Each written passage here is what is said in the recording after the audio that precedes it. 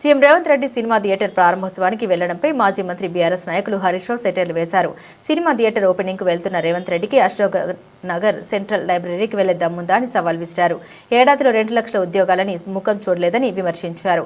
CM Revanth రెడ్డికి cinema థియేటర్కు వెళ్లే సమయం ఉంది, కానీ నిరుద్యోగుల్ని కలిసే సమయం లేదని మండిపడ్డారు. జాబ్ క్యాలెండర్ను జాబ్లెస్ క్యాలెండర్ చేశారని విమర్శించారు. ప్రభుత్వ ఉద్యోగాల నోటిఫికేషన్లను ఇవ్వనేలేదని అన్నారు. మంత్రి శ్రీధర్ బాబు అందరికీ ప్రభుత్వ ఉద్యోగాలు ఎలా సాధ్యమంటున్నాడని తెలిపారు. ఎన్నికల్లో నిరుద్యోగుల్ని నమ్మించి ఓట్లు వేయించుకున్నారని అన్నారు.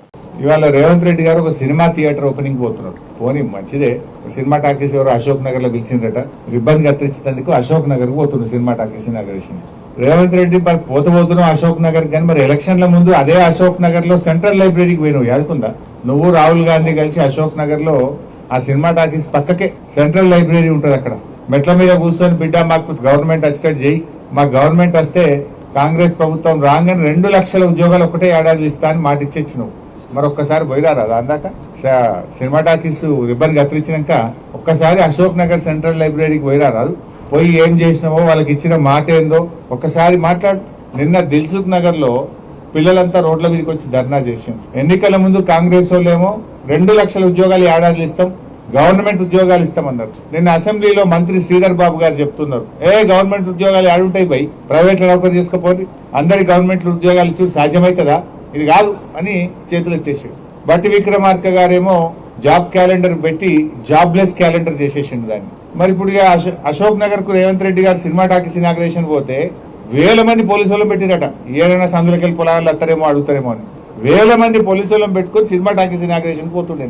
ఇప్పుడు నిన్న మొన్న దిల్సుఖ్ నగర్ లో పిల్లలు పాపం ఏమైనాయి మా 2 లక్షల ఉద్యోగాలు, ఏమైంది మా జాబ్ క్యాలెండర్ అని అడిగితే వాళ్ళ ఈపులన్నీ వాయగొట్టారు, బూతులు తిట్టింది పోలీస్ అధికారులు. మనం చూసిన సోషల్ మీడియాలో ఆ నిరుద్యోగ పిల్లల్ని నోటితో ఉచ్చరించలేని భాషలో బూతులు తిట్టుకుంటూ ఈపులన్నీ పగలగొట్టిండ్రు, రక్తాన్ని చిందించే విధంగా కొట్టిండ్రు పిల్లల్ని. ఇప్పుడేమో ఈయన అశోక్ నగర్ పోయి సినిమా టాకీస్ ఇనాగ్రేషన్ చేస్తారు. నేను రేవంత్ రెడ్డి డిమాండ్ చేస్తున్నా, సరే సినిమా టాకీస్ కు పోతావా, యాడికి పోతావో నీ ఇష్టం, నేను దాని గురించి మాట్లాడా. కానీ అదే అశోక్ నగర్ లో నువ్వు ఇనాగ్రేట్ చేసే సినిమా థియేటర్ పక్కనే అశోక్ నగర్ సెంట్రల్ లైబ్రరీ ఉంది. అక్కడికి వెళ్లి పిల్లలకు ఆనాడు నువ్వు ఏం మాట ఇచ్చినవో, ఎన్ని ఉద్యోగాలు ఇచ్చినవో దాని సంగతి చెప్పు. దాకా పోయి అశోక్ నగర్ సెంట్రల్ లైబ్రరీ దాకా పోయి నీ జాబ్ క్యాలెండర్ సంగతి ఏందో, నీ నిరుద్యోగ భృతి ఏందో, ఆడపిల్లల స్కూటీలు ఏందో, నీ 2 లక్షల ఉద్యోగాల కథ ఏందో చెప్పు. అక్కడ మాట్లాడాలని చెప్పి నేను ఈరోజు డిమాండ్ చేస్తున్నా.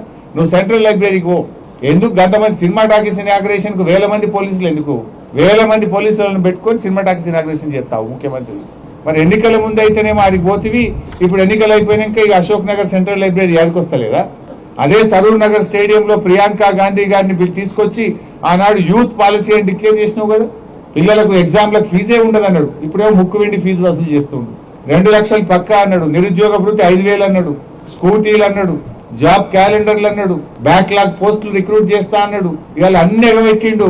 పోలీసు వాళ్ళని పెట్టుకొని ఇక ముంగట 4 వెనక 4 బండ్లు పెట్టుకొని సాటుకు తిరుగుతున్నాడు. ముఖ్యమంత్రికి ధైర్యం ఉంటే, చిత్తశుద్ధి ఉంటే, నిజంగా నిరుద్యోగ యువతకు న్యాయం చేసిన నమ్మకం ఉంటే నువ్వు Ashok Nagar central library visit చేయి.